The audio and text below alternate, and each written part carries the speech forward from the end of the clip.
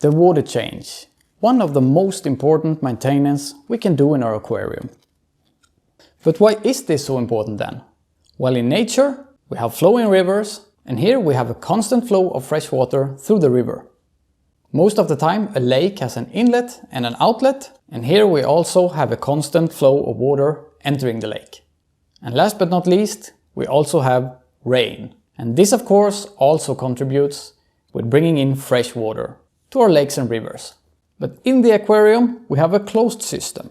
We basically have a pump and a filter, and this will circulate the water. And once we have a good balance in the aquarium, it pretty much runs itself, except for some maintenance of course. But there are a couple of things in the aquarium that we cannot see. We have fish in the aquarium, the fishes will eat, there will be some leftovers, and of course the fish will also poop.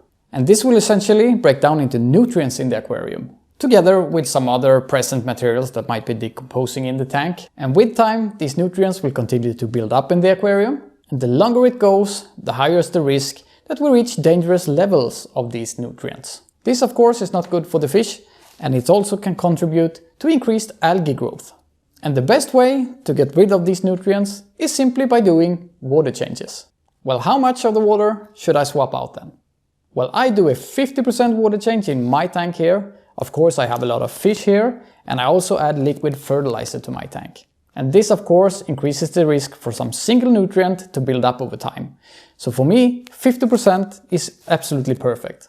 If there's a lower amount of fish in the aquarium, then maybe 20 to 30% per week is a good amount. Now if you want to do bigger water changes and haven't done them before, you need to be a bit careful. If you have a couple of roots like I have here and you haven't swapped out a large amount of water before, the chances are that the pH in the tank has dropped a bit.